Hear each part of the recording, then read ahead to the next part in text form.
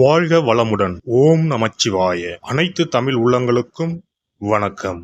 நிகழும் ஸ்ரீ மங்களகரமான சோபகிருது ஆண்டு மார்ச் மாதம் 14ஆம் தேதி வியாழக்கிழமை அன்று சதுர்த்தி திதியில் பரணி நட்சத்திரத்தில் வைத்ருதி நாம யோகத்தில் சித்தயோகம் கூடிய நன்னாளில் இந்த மகத்தான பங்குனி மாதம் பிறக்கிறது. பிறக்கும் இந்த பங்குனி மாதத்தின் கிரக நிலைகளை பார்க்கும்போது மேசத்தில் குரு பகவானுடன் இணைகிறார் சந்திர பகவான். கன்னி ராசியில் கேது பகவானும் மகர ராசியில் செவ்வாய் பகவானும் உள்ளனர். சூரிய பகவான், புதன் பகவான், ராகு பகவான் மீன ராசியில் சஞ்சாரம் செய்கின்றனர். கும்ப ராசியில் சனி பகவானுடன் சுக்கிரன் உள்ளார். இம்மாத கிரக பெயர்ச்சி என எடுத்துக்கொண்டால் செவ்வாய் பகவான் மகரத்தில் இருந்து கும்பராசிக்கு பெயர்ச்சி அடைகிறார். சுக்கிர பகவான் கும்பத்தில் இருந்து மீனராசிக்கு பெயர்ச்சி அடைகிறார். சந்திர பகவானை பொறுத்தவரை மேசத்தில் ஆரம்பித்து 2.25 நாட்கள் வீதம் 12 ராசிகளை கடந்து ரிஷபத்தில் அமர்ந்து பலன்களை தரப்போகிறார். இம்மாத சிறப்பாக குரு பகவான் நீச நிலையில் இருந்து வக்ர நிலைக்கு மாறுகிறார். இதன் காரணமாக உச்ச பலன்களை அள்ளித் தரப்போகிறார் குரு பகவான். இந்த கிரக அமைப்பினால் உங்கள் வாழ்வில் ஏற்படக்கூடிய சுப மற்றும் அசுப பலன்கள் என்ன என்பதனையும், அசுப பலன் ஏற்படுமாயின் ராசிக்காரர்கள் செய்ய வேண்டிய பரிகாரம் என்ன, வழிபட வேண்டிய தெய்வம், வழிபடும் முறை என்ன என்பதனை பற்றி விரிவாக காண்போம்.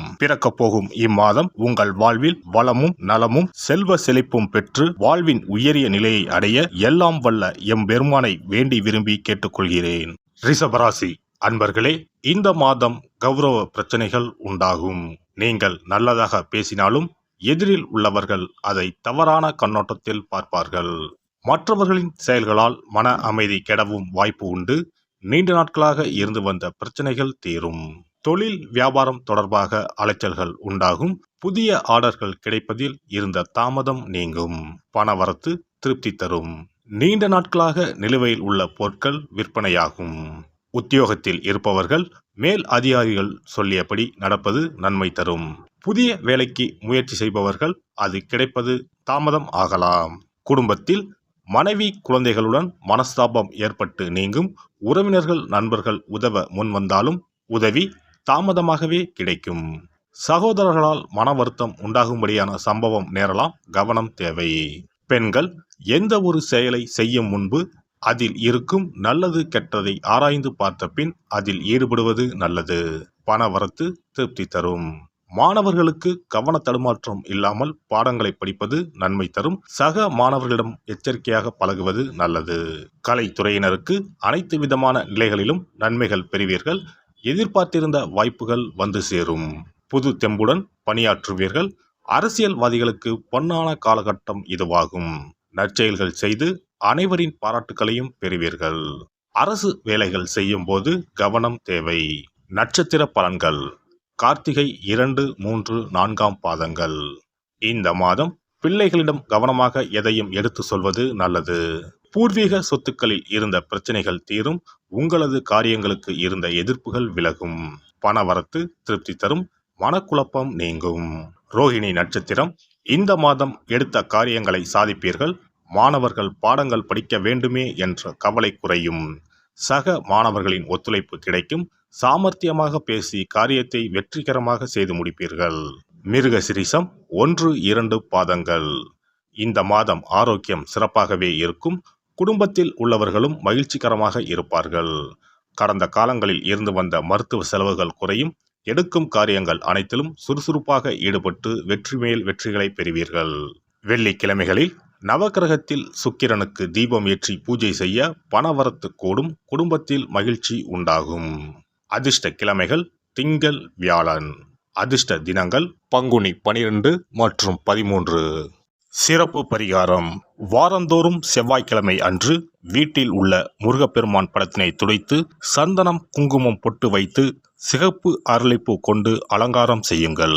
ஒரு கண்ணாடி டம்ளரில் தண்ணீர் ஊற்றி ஒரு எலுமிச்சை பழம் சிறு வெட்டிவேர் போட்டு முருகன் படத்திற்கு முன் வைத்து விடுங்கள். ஒரு மா இலை எடுத்து காம்பு பகுதி முருகப்பெருமானை பார்த்தவாறு வையுங்கள். அகல் விளக்கில் நெய் தீபம் ஏற்றி மா இலையின் மீது வைக்க வேண்டும். தீபச்சுடர் முருகப்பெருமானை பார்க்கும் வண்ணம் இருக்க வேண்டும். கண்களை மூடி முருகப்பெருமானை மனமாற வேண்டி உங்கள் வேண்டுதல்களை வையுங்கள். பூஜை முடிந்த பிறகு அடுத்த நாள் டம்ளரில் உள்ள எலுமிச்சை பழத்தை உங்கள் வீட்டை சுற்றி திருஷ்டி கழித்து போட்டு விடுங்கள். 6 வாரங்கள் வரை இந்த வெட்டி வேரை மாற்ற தேவையில்லை. இவ்வாறு செய்து வழிபட்டு வர குடும்பத்தில் உள்ள எப்படிப்பட்ட கஷ்டமாக இருந்தாலும் அந்த கஷ்டத்திற்கு தீர்வு கிடைக்கும். நம்பிக்கை இல்லாமல் எந்த ஒரு வழிபாடும் செய்யக்கூடாது. நம்பிக்கையோடு செய்யும் பட்சத்தில் கைமேல் பலன் கிடைக்கும். இனி பங்குனி மாத சிறப்புகளும் வழிபாட்டின் பலன்களும் என்ன என்பதனை பற்றி காண்போம்.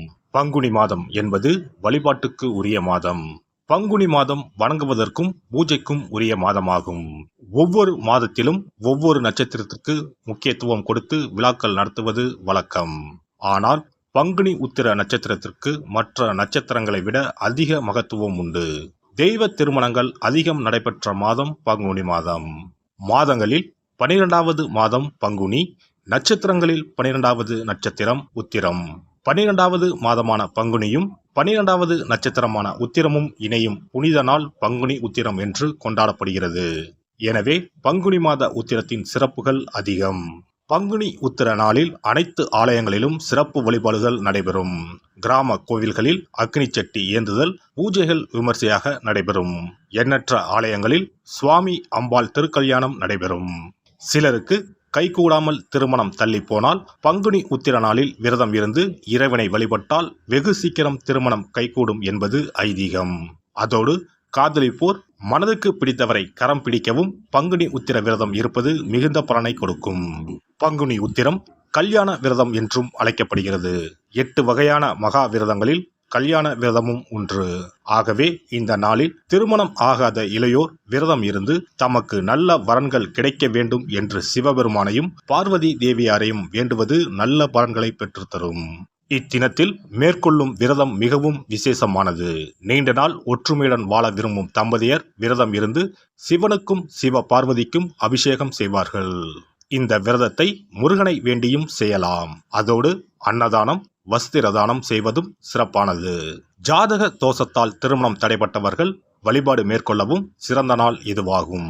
செவ்வாய் தோஷம் காரணமாக திருமண தடைகளை சந்திப்பவர்களுக்கு பங்குனி உத்திரத்தன்று முருகனை மனமுருகி வணங்கினால் திருமண தடைகள் நீங்கி திருமணம் சுபமாக முடியும்.